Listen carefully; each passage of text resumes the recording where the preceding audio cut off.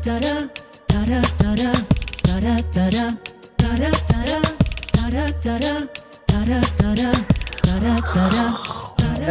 alaikum. This is Nadir. This is Yadira. And welcome to Behind the Blind. This is our first episode that we are going to talk about Yadira today. It's all about her, right? Which is awesome.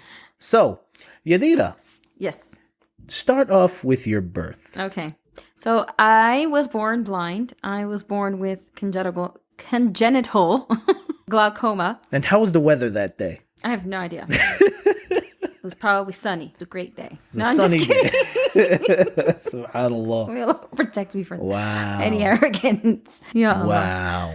Anyway, so I was born early in the morning though. But anyway, so I was born with glaucoma and there is no cure for that. So I have been totally blind since birth. Until around the age of 17, I did have light perception from one of my eyes. But at that age, that also dissipated. It went away completely. So I am totally blind. Anybody who may have any questions about that, there is a spectrum of blindness. Blindness is not a one sort of size fits all. I am completely blind. My husband, when you compare him to me, obviously has way more vision than I do. Hey, leave me out of this. This is about you today. But he's still considered legally blind and visually impaired. He'll discuss his issues with his sight and what he faces, when we start talking about him. But, whenever. Yeah. It'll happen. We'll get there. You guys, listen, people see me way too much, right? Like way, way, way too much. Whenever there's posts online, it's me. Whenever there's interviews about Islam by Touch, generally it's me. So I want to start off with you so that people can get to know you, right? The second half of Islam by Touch, the second half of this organization that, alhamdulillah, we've been running for over 5 years now. Yeah, close to 6 years, actually. And, alhamdulillah, we've helped so many people. So, I want people to know you, make dua for you and learn about you so that they and understand why we started this, Gotcha. right? Yeah, you're so sweet. So yeah, I have glaucoma. So I am completely blind. And let's see. There's not really much to say about that. There's explain to people what glaucoma is. Okay, that's a good idea. Glaucoma is pressure, built up pressure in the eyes and coming from the optic nerve, and it gets excruciating. You get these headaches that are mind-blowing. They're very painful. And the more pressure that causes, the more painful it is. But because of all the pressure you have built up, there is this lost connection sort of between that nerve and your eyes. That's basically a really oversimplification of what glaucoma is. It's just a lot of pressure in your eyes. And it can get really, really excruciating. When I was 20, I think it was, I developed another condition called thiasis. I might be mispronouncing it. It's an autoimmune condition where your body literally destroys your eyes. It views it as sort of a foreign thing and sees no use for it. And your body starts, sending signals to get rid of it. So it starts basically turning your eyes into scar tissue. That is beyond excruciating, and there's no stopping that. There's no reversing that. So I think I was 20. I was 20 when all that started happening, and then I had to get prosthetics on both of my eyes because there was no saving the eyes. There was no stopping the progression of the condition. There's a whole story behind that, but we will get there in time.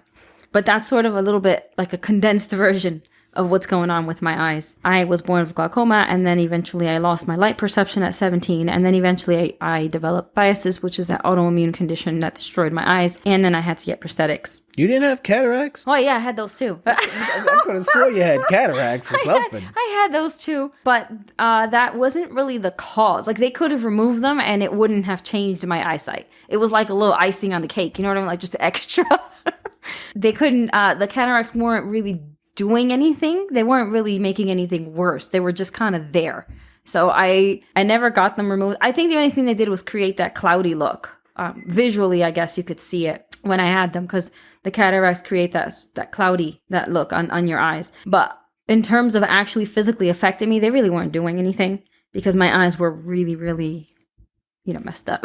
They were not well from to begin with. When I was 13, they did an in-depth Should we kind of build up to that? Because you're like kind of jumping around. When I was 20, I got thiasis. When I was 13, I forgot about the 13 thing because you reminded me of that when I was with the cataracts thing, because that's when they found them. Like when I was 13. I was explaining to Nuhi today, So- right? Whenever we did, and Nuh is he's our 9-year-old. Yeah. I was explaining, we do Islamic studies every day for homeschooling. And I was explaining to Nuhi, we were going over the 5 pillars, and I was like, Nuhi, what's next? And he was like, Som. And, how many days do we fast? He's like, 30 to 29. Yeah. I'm like, bro, you don't start high and I then get go what low. you're It's saying. not like you're like, here, bake this cake for 40 to 20 minutes. You know what I mean? I get what you're saying, but when you said the cataracts, that's when it hit me, because I didn't always have them. I wasn't born with the cataracts. You want me to start from the beginning? It's pretty detailed. So, okay, this will be the blind facet of what, my blindness. This will be, I was born with glaucoma. Okay, we've established this. I can't remember how many surgeries by the time I was about 4. I want to say 2 or 3.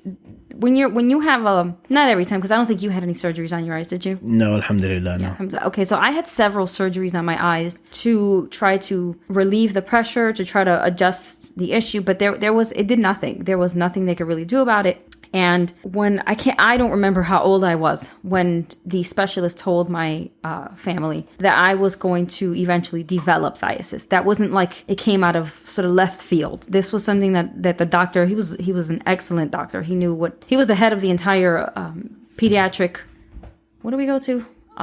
Ophthalmologist. So he was the head of the pediatric ophthalmology, like in the whole state, not just like in the hospital or whatever. Like he oversaw all of that. So he had told my family that at some point he predicted that was going to happen, just because of the way my eyes looked, just because there was a lot of things at play that were giving him those suggestions that at some point that phthisis was going to develop. They were actually, when it finally did develop, they were surprised it took that long, because he was assuming it would be somewhere around when I hit puberty. And it didn't happen then. But I did not have cataracts when I was very little. It just wasn't a thing. It was just a glaucoma and dealing with the eye drops and seeing the specialist. Several operations, several surgeries by the time I was 4. And then I didn't go under until I was 13. That's when they found the cataracts. And that wasn't necessarily a surgery per se. It was an in-depth scope. Like, they had to really look into my eyes, and that required that I couldn't be awake for that one, because that just wasn't going to work. So they put me under, and they did they really investigated on my eyes, and they found that on the eye that had light perception, they told my grandmother that they would have been able to restore some of that vision, but it was going to be only in one eye, because that's my left eye. Yeah, they would be able to restore vision a little on my left eye. They couldn't do anything for my right. That one was just completely gone. In terms of vision, there was nothing they could do to restore that. But in my left one, it had some light perception, and they would have been able to restore it a little bit, but it was going to be very, very fuzzy and shadowy. So I would have been able to distinguish shapes and outlines, but not anything like facial features or colors properly. It was just going to be basically shadows, outlines, shapes, kind of, and very fuzzy. I decided not to do that. And that was, my grandmother really, really was hoping that I would, but I didn't see it. And then he also told us that they would be able to do it. But again, because of the phthisis, he really didn't think it was going to last for that long anyway. But the choice was mine, or my family's really, but I really was very adamant that I didn't want to go under again to restore something so minimal and then to end up losing it anyway. I just didn't see the point of going through all of that. It was just, for what? It was honestly not going to make a difference in my life. It might have made things actually a little bit harder, because I was born just with the light perception. So I was used to an entire life at this point. By the time I was 13 of doing things, I was used to doing things a certain way. And once that changes, you have to go back and relearn everything. And I just didn't want any of that being skewed. It was just not something I was comfortable with, for sure. And it wasn't even going to be permanent. This was going to be a few years at best, and then it would be gone.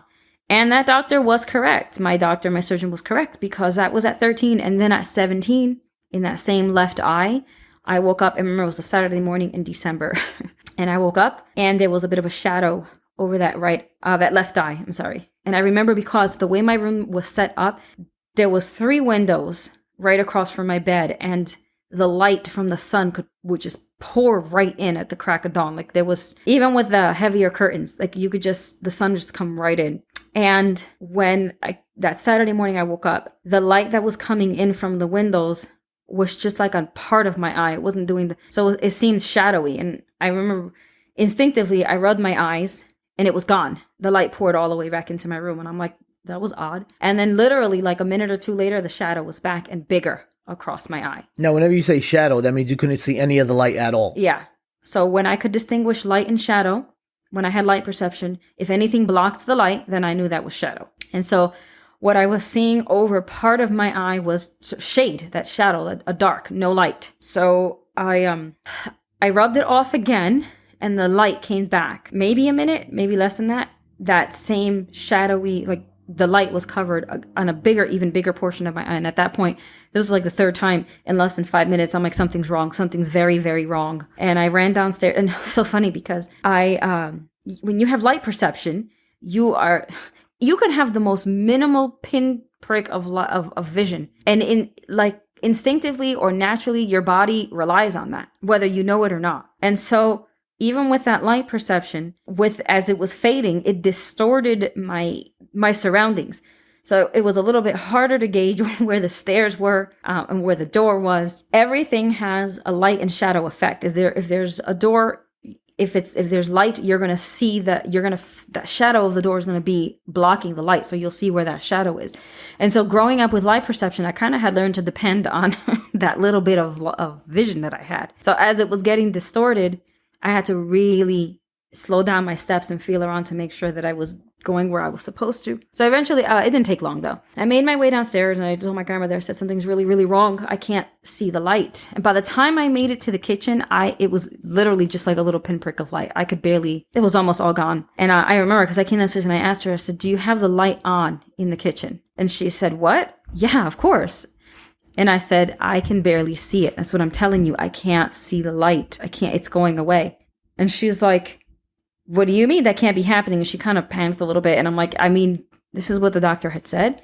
And I was like, but maybe we should probably get to a specialist. And she was like, no, definitely. We'll have to take you to a doctor.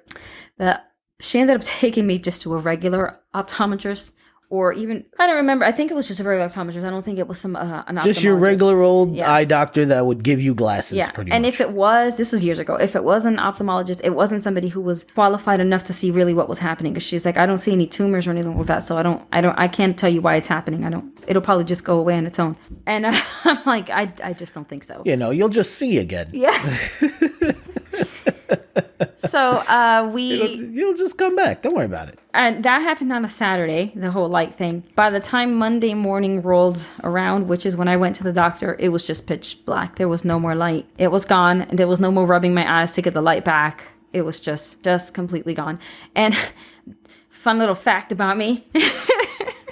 When I was younger and had light perception, I was really, really scared of the dark. Like, I hated being in the dark. Really scared. And then I lost the light perception. And I remember sitting in my room and I'm like, well, I got two options here. I either keep living or become a really odd person who doesn't want to move or do anything because she's afraid of the dark. Like, I'm literally going to be living in dark my whole life. So I either suck it up and get used to it or it's done. What am I going to do? There's literally darkness all around me at all times. So those are my two choices. So I got over it. Then, my other option just was not an option for me. You kind of had to. Like, those are the options. You either stop living and you become a shell of a person. And, just terrified, sitting in the corner. Yeah, and depending on everybody. When you've lived your whole life as somebody who's very independent, or you suck it up and you keep being independent and you learn how to live your life with your new, well, I wouldn't say new condition, but, with the way things are now, you just adapt. Your advanced condition. Yeah. I guess that's a better way of putting it, right? I guess so. Yeah. So I was 17. That's pretty much your blindness journey up until... And then a few years later, right? Till that point, and then it was stable. Nothing happened. Just the regular glaucoma migraines, which, they are very, very painful, but they weren't new to me. I remember getting them. Those are probably some of my earliest memories, just those bad headaches. When you're born with that, it's just part of what your life is. And the eye drops. Oh, the eye drops. I hated the eye drops. And, what did the eye drops do? Well, the eye drops are to lower the pressure in your eyes when they get really bad.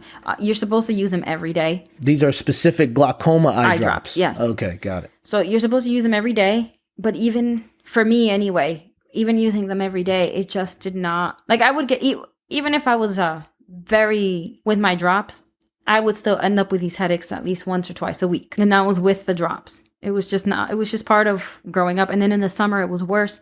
Light, even, it makes it really, really bad for glaucoma. Like for me anyway, it was sitting under the sun or being outside under the blazing sun would just activate these horrible migraines. And I was just not a good kid to say you have to sit inside and not do summer things. So I always had headaches really bad in the summer because I would be swimming in the pool. I would be playing outside on the swings. I was being a normal kid and being cooped up inside while all my cousins and siblings and whatnot were playing outside just wasn't something I was okay with.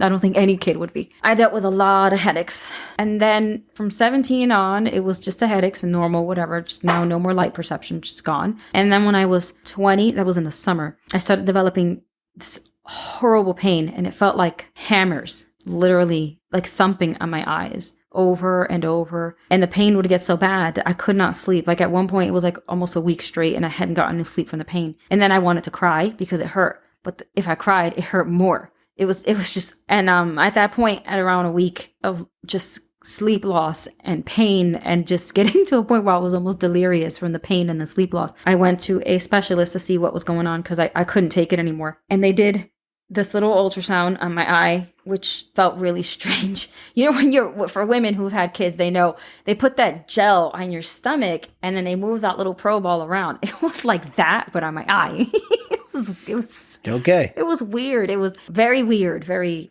very odd sensation. So, and it was crazy. My mother was there and he starts scanning my eye and immediately the images start popping up on the screen and they looked really, really bad. Like he was taken aback of how much scar tissue there was. One of the eyes was worse than the other, but he was like, I'm going to be very, very honest with you. The disease has progressed a lot. And once this starts, there's no stopping it. And your options are to deal with the pain until your eyes are literally converted to scar tissue. And then the pain will stop, but you'll have scar tissue. And at that point, there's nothing we can do for you. So aesthetically. So hold on. So whenever they say there's nothing they could do for you, that means they can't take them out. They can't do anything like that. That's what you mean. Yep. Okay. Because dealing with scar tissue is really difficult. Like it's very tough. It's hard to work with. Once there's scar tissue, especially if there's a lot of it, there's not much that can be done with that. So the doctor said, your other option is we take you into surgery as soon as possible and we remove both of your eyes. One of them is much more progressive than the other, so we'll hit that one first and then we'll bring you back in a couple weeks later to remove the second one. He said, you need to think about this because this is a permanent solution. There is nothing we can do. And I said, but there's nothing you can do either way. You know, you can't reverse it. You can't stop it. This is whatever choice I make is a permanent one. I said, I need them out. I need them out. I need them out now. They hurt. I can't deal with the pain. I'm walking around with no sleep and I'm literally living 24/7 in excruciating pain. And then when the pain would break of the thumping, feeling like hammers to something, my eyes would feel bruised, like extremely, extremely bruised. So I couldn't even rub them because it would hurt. Like gently even rubbing my eyes would hurt. He told me again to take some time to think about it. I said, no, I thought about it. I need them out. This is right there. I hadn't even left the appointment. I'm like, I need them out. And the minute you can get an appointment for the OR, I need these out. So that was in July. And then the beginning of August, I was taken in to remove the first one. And then the beginning of December was the second one. And then So that's 6 months, right? No.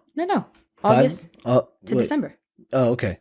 Beginning of August. Yes, August. And beginning of December. Okay. How long was the recovery time? So I got them removed. It's a process. Once you get them removed, they put, I forgot what the technical name is, but it's like this little plastic shell that they put in your socket before you don't have your eyes yet, because you need to let your eye heal. So the initial thing when you come home, there's a whole, okay, I'm not going to share that now because at some point I plan to share my conversion story. With the first surgery, there was this really big thing that happened, and that connects more to my conversion story. So I'm not going to go into too much detail. In the healing process, I think it's like 2 weeks that you wear the patch on your eye. That thing looked like a baseball. Yeah. It looks like, okay, just imagine this, guys. Okay, imagine you have a baseball sticking out of your face. Okay, that's what it looks like. And you can't... Legitimately, that's what it looks like. Yeah, it's huge. Well, think about that. I don't mean to be graphic, but they just took an organ from you, you know? So it's a lot, and it is painful, very painful. And you can't look, you can even look down because it's really sensitive, and you don't want to mess up. You don't want something bad to happen. So you can't bend down, you can't lift heavy things, you can't really look down. You have to be pretty much bedridden for a little while. But it takes about 2 weeks, and then they remove that, and then they fit you with the shell. And that shell will stay in, I want to say, for about another 8 weeks or so while the swelling goes down from the surgery. It's a lot. Your body just went through something pretty traumatic. I would say February, maybe March, something like that. I finally went in to get, and then you don't go to your surgeon, you go to a specialist called an ocularist, and your ocularist will literally customize your eyes for you. I remember I went with my mom, and she had the ocularist. They were absolutely wonderful. And she had a book, just this big book of like eye colors and shapes. It was like it's like in The Simpsons where they had the big book of British smiles. yes, exactly. But, nothing against anyone who's from the UK or anything like that. It's just a Simpsons joke. If you know, you know. If you don't, it's all good. Don't worry about it. So, but there's a big book of eyes. Yeah, the big book of eyes. The big book of eyes. So she had this big, and then little swatches, I think, of colors. And they would take. My mother went with me because I wanted to make sure that I got the right color. I by the way, have always had blue eyes, so it wasn't like I got prosthetic eyes. I was like, I want to change my eye color. No, I was born with blue eyes. They stayed blue, and then the cataracts gave them that cloudy look, so they looked a little bit more gray. But naturally, they were always blue, very, very blue. So they put. we looked at because I'm laughing because I'm remembering this. It was like a big... no, because you're like they're blue, and I'm like blue is blue. If you get the reference, you get the reference, bro. This is how it's gonna be. I'm telling you right now, so, okay? If this isn't your jam, bro, then it is what it is. But hey, look, we're trying to show you the real side of us, and this is how we are. This is our literal banter every single day. We just talk, playful, We just talk about random stuff, and then someone just quotes something, and we just start laughing. So this is how it is. This is how it's gonna be, guys. So yeah, they had this.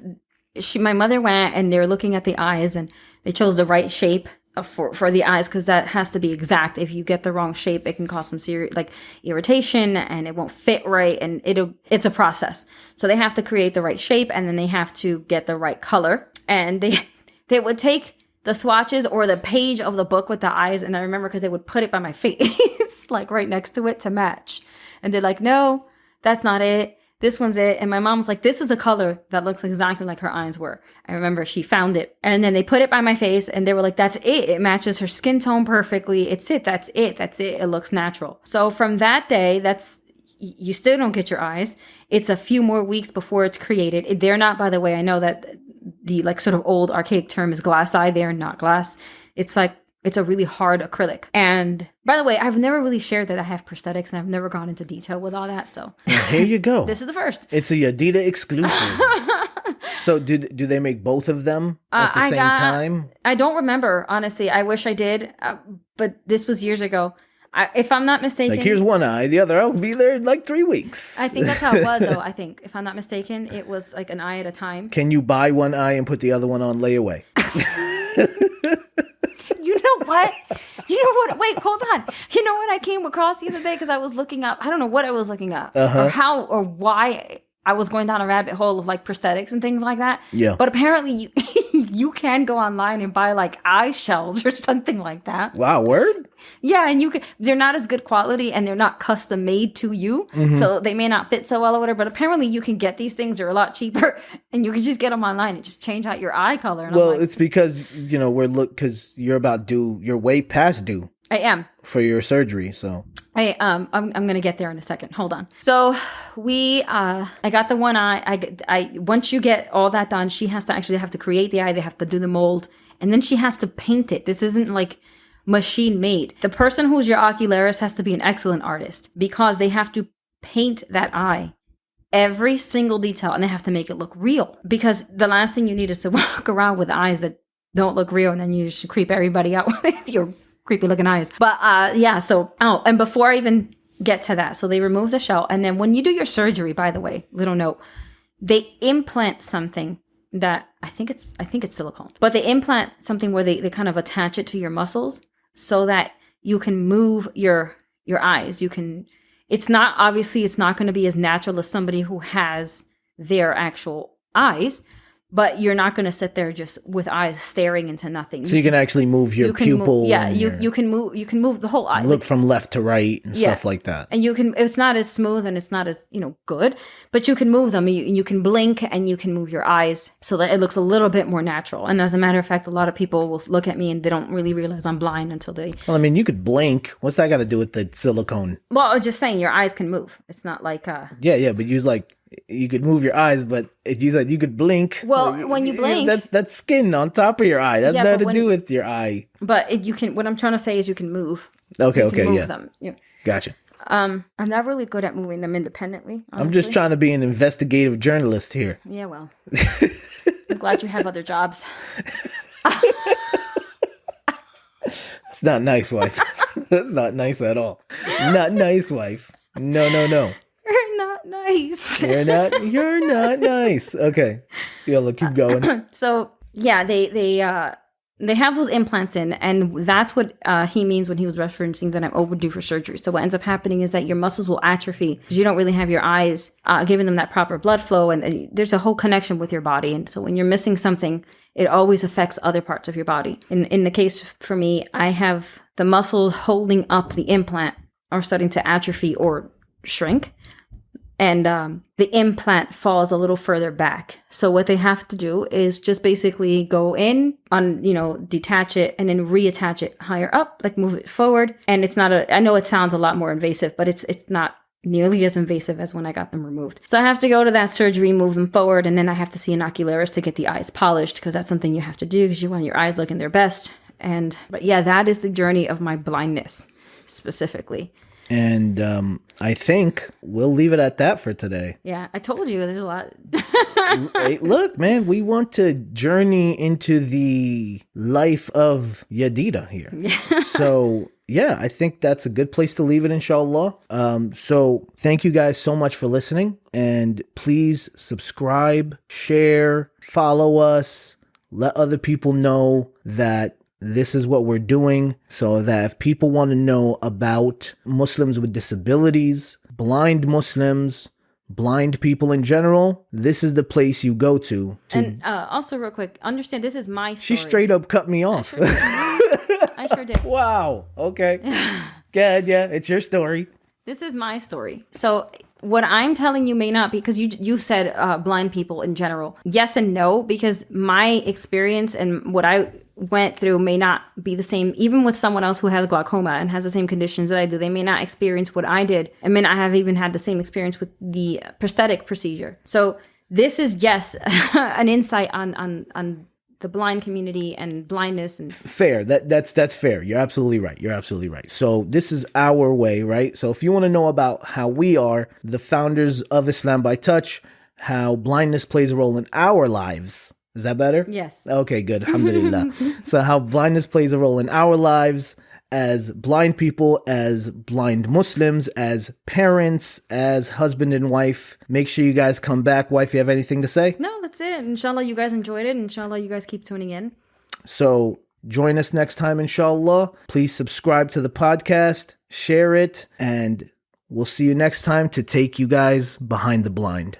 Assalamu alaikum wa rahmatullahi wa barakatuh. Dum